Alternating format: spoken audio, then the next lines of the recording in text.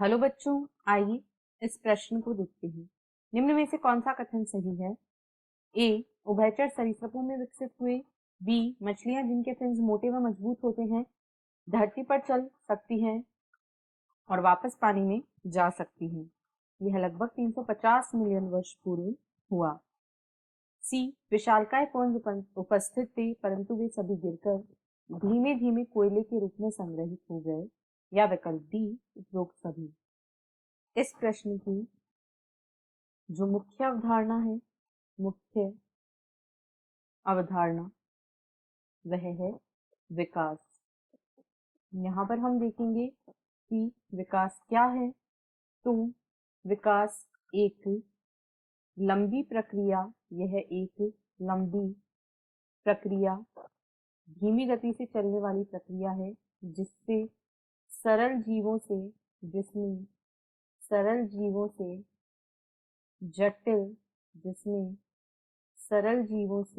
जटिल जीवों की उत्पत्ति हुई। यह एक धीमी गति से चलने वाली और लंबी प्रक्रिया है जिसमें सरल जीवों से जटिल जीवों की उत्पत्ति हुई। पहले प्रोकैरियोटिक जीव विकसित हुए, प्रोकैरियोटिक जीव विकसित हुए। इनसे अकशेरुकी और अकशेरुकियों से, यहाँ पर हम लिखेंगे अकशेरुकी। तो अकशेरुकी जंतु विकसित हुए। अकशेरुकियों से कशेरुकी जंतुओं का विकास हुआ और इस प्रकार विकास आधुनिक मानव तक पहुंचा। यदि हम बात करें तो उभयचर जीव जो थे वे सरीसृपों में विकसित हुए। यानी यदि कशेरुकियों के विकास की बात करें तो जो सरीसृप थे वे उभयचरों से विकसित हुए और उभयचरों का स्वयं का विकास माना जाता है कि मछलियों से हुआ। और सरीसृप जो थे इन्हीं से पक्षियों का विकास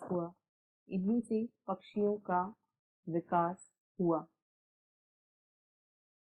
अब यदि हम दिए गए विकल्पों को देखें तो विकल्प ए में कहा उभयचर सरीसृपों में विकसित हुए, यह बिल्कुल सही है।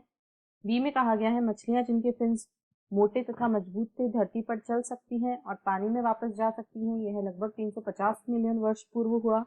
तो यह भी बिल्कुल सही है। ये मछलियां स्थल पर भी रह सकती थी और वापस पानी में लौट जाती थी और इसी प्रकार के जीवों से उभयचरों का विकास हुआ। सी में कहा गया है विशालकाय पुंज उपस्थित थे परंतु वे सभी गिरकर धीमे धीमे कोयले के रूप में संग्रहित हो गए, यह भी बिल्कुल सही है। आज जो कोयला है वह लगभग 350 मिलियन वर्ष पूर्व 350 से 400 मिलियन वर्ष पूर्व फर्न्स के गिरने से निर्मित हुआ है। यहाँ पर दिए गए सभी कथन सही हैं, इसलिए विकल्प डी इस प्रश्न का सही उत्तर है। आशा है आपको प्रश्न समझ आया होगा। धन्यवाद।